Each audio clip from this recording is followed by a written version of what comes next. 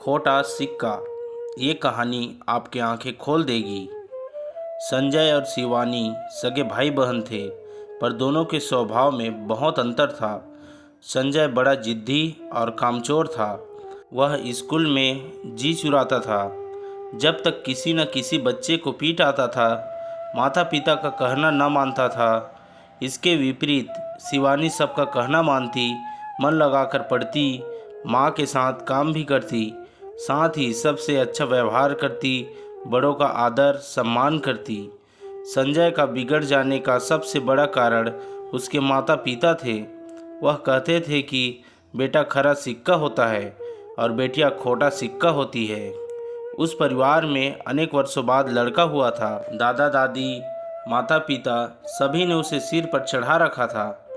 बात उसके मुंह से निकलने की ही देर थी कि उसकी जीत पूरी कर दी जाती थी। संजय की आदत बन गई थी कि वह अपना हट पूरा करके ही रहता। यदि सीधे सीधे काम न बनता तो वह रोने लगता या अपने पैर पटकता। शुरू में तो वह बच्चा है, बड़े होने पर अपने आप समझदारी आ जाएगी, यह सोचकर उसके माता पिता ने उसकी हरकतों पर ध्यान ही नहीं दिया। पर बड़ा होने पर संजय उनके लिए बहुत बड़ी समस्या बन गई। पढ़ाई लिखाई में उसका बिल्कुल मन न लगता था। एक कक्षा में वह 3-3 4-4 वर्ष तक पढ़ा रहता, तभी उसे जैसे तैसे उत्तीर्ण किया जाता। वह सारे दिन खेलता, बच्चों से मारपीट करता। उसके माता पिता समझा समझा कर थक गए कि वह मन लगाकर पढ़े। उस पर कोई असर ही नहीं होता। उसके सामने पुस्तक खुली रहती और वह इधर उधर देखता रहता। घर पर पढ़ाने के लिए अलग अलग तरह के शिक्षक की नियुक्ति भी की गई, पर वह भी सब बेकार हो गया। बच्चा ही ना पढ़े तो शिक्षक भी क्या कर सकता है। अब संजय के पिता उसके लिए बड़े ही चिंतित रहते। वह चाहते थे कि थोड़ा बहुत तो पढ़ जाए, जिससे बड़ा होकर अपना जीवन का निर्वाह कर सके। अब वह 16 वर्ष का हो चुका था। उसकी मूछें निकलने लगी थी, पर अभी भी वह 6वीं कक्षा में ही था। उससे 2 वर्ष छोटी शिवानी अब 10वीं कक्षा में आ गई थी। शिवानी पढ़ने में होशियार थी। स्कूल से भी उसको कोई न कोई पुरस्कार मिलता ही था। माता पिता ने बेटी की सदा उपेक्षा की, पर उसके गुण उन्हें आकर्षित करने लगे। वह शिवानी की प्रशंसा करते तो संजय चिढ़ उठता और किसी न किसी बहाने से शिवानी को तंग किया करता, उसे मारता। शिवानी इसे भी चुपचाप से सह लेती। कभी भी माता पिता से भाई की शिकायत नहीं की। वह जानती थी कि अंत में भाई का ही पक्ष लेंगे। समय के साथ साथ संजय और शिवानी दोनों बच्चे बढ़ते गए। संजय के साथी भी उसके जैसे थे, पढ़ाई से जी चुराते थे, इधर उधर उधम मचाने वाले। संजय ने उसके साथ रहकर सिनेमा देखना, पान खाना, सिगरेट पीना, नारेबाजी, हुल्लड़बाजी, यह सब काम भी सीख लिए। पढ़ने वाले अच्छे बच्चे सतत संजय और उसके साथियों से दूर ही रहना पसंद करते थे, क्योंकि किसी से भी झगड़ा, मारपीट करना आदि इनके बाएं हाथ का खेल था।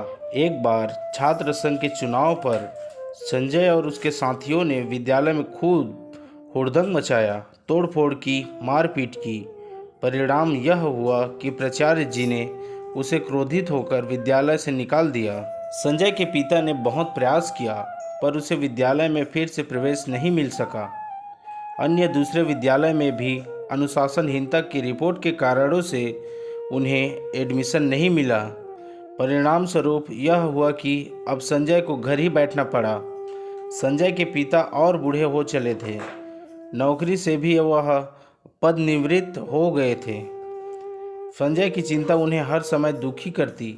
विद्यालय से यूँ अपमानित होकर निकाले जाने पर तथा गलत रास्ते पर चलने की प्रेरणा देने वाले साथियों का साथ भी छूट गया। अब संजय कुछ गंभीर हो गया। पड़ोसियों और रिश्तेदारों की शंका भरी निगाहें, अब सहते सहते वह अपनी गलतियां समझने लगा था। संजय के पिता बीमार रहने लगे। एक दिन उन्होंने संजय को अपने पास बुलाया और कहा, देखो संजय, आज तक तुमने मेरी बातें अधिकतर यूं ही अनसुनी कर डाली है और उसका फल भुगत ही रहे हो। अब मैं अंतिम बार तुमसे कुछ कहने का प्रयास कर रहा हूँ। यूँ बेकार घर बैठे या घूमने से क्या लाभ होगा। यदि तुम चाहते हो तो मैं तुम्हें छोटी सी दुकान खुलवा दूंगा। मैं तो अब बूढ़ा हो गया हूँ, कभी भी भगवान के घर से बुलावा आ सकता है। नौकरी के समय जो थोड़ा बहुत पैसा बचाया है उससे शिवानी की शादी भी करवानी है। हमारे पास ना अपना घर है ना ही कोई संपत्ति। मैंने तुम बच्चों के लिए ही सारा पैसा खर्च कर दिया। ना जाने कितने अरमान से तुम्हें पाला था। कहते कहते संजय के बूढ़े पिता की आंखों से आंसू बहने लगे, पर शीघ्र ही उन्होंने अपने आप पर नियंत्रण कर लिया और फिर से गंभीरतापूर्वक कहने लगे, तुम अच्छे प्रकार से सोच समझ के 2-4 दिन में अपना निर्णय मुझे बता देना। कहीं ऐसा ना हो कि मेरे जाने के बाद तुम दाने दाने के मोहताज हो। यह कहकर संजय के पिता ने करवट बदल ली। संजय के आगे अपने भविष्य का चित्र नाच उठा। उसे पिताजी की बातों में आज पहली बार सच्चाई दिखी। उसने दूसरे दिन पिताजी से कह दिया कि वह दुकान खोलने के लिए तैयार है। संजय के पिता ने थोड़ी पूंजी लगाकर उसके लिए छोटी सी दुकान खुलवा दी। साथ ही यह भी कह दिया कि उनके पास जो भी धन था वह उन्होंने लगा दिया है। संजय को लाभ हानि सहने के लिए स्वयं तैयार रहना होगा। अब संजय सारे दिन अपनी छोटी सी दुकान पर बैठा रहता। उसकी समझ में यह बात भी आ गई थी कि धन कमाना कितना कठिन है। पढ़ने के समय पिता का धन बिगाड़ने का उसे अब अधिक दुख हुआ था। शिवानी सदैव अच्छे अंकों से उत्तीर्ण होती गई। वह बैंक की प्रतियोगिता परीक्षा में बैठी और वहां भी उत्तीर्ण हो गई। साथ ही साथ बूढ़े माता पिता का हाथ बटाने लगी। घर के खर्चे की कुछ जिम्मेदारियां उसने अपने ऊपर ले ली और उसने अपने माता पिता की चिंता भी दूर कर दी। अब माता पिता, पड़ोसी, रिश्तेदार सभी शिवानी की प्रशंसा करते थकते नहीं थे। शिवानी ने बैंक के अधिकारी के रूप में कुशलता से अपना काम करते हुए अधिकारियों और सहकर्मियों में अपना सम्मानपूर्वक स्थान बना लिया था। एक बार शिवानी के यहाँ कार्य की परीक्षण के लिए क्षेत्र अधिकारी आए। वो शिवानी का शील प्रभाव, कार्य कुशलता तथा व्यवहार पर मुग्ध हो उठे। उन्होंने शिवानी के घर का पता पूछा और दूसरे दिन उसके पिता के पास जाकर अपनी इंजीनियर पुत्र के लिए उसे वधू बनाने के लिए इच्छा व्यक्त की। उनकी बातें सुनकर शिवानी के पिता प्रसन्न से गदगद हो उठे।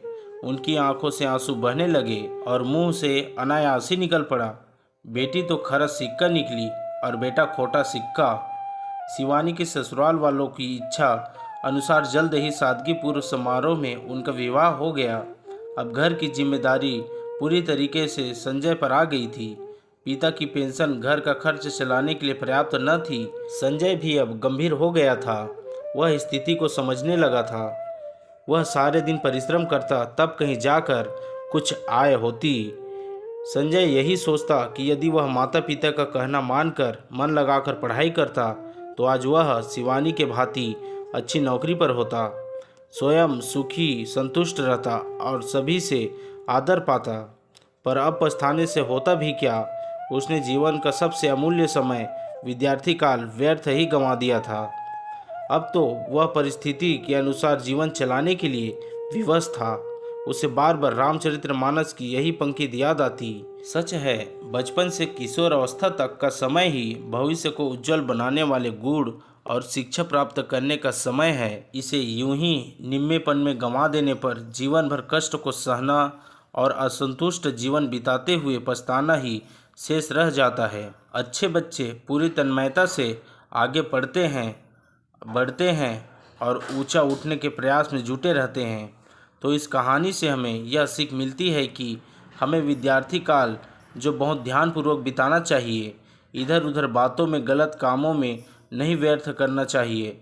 अन्यथा हमें इस काल के बीत जाने के बाद बहुत पछताना पड़ता है।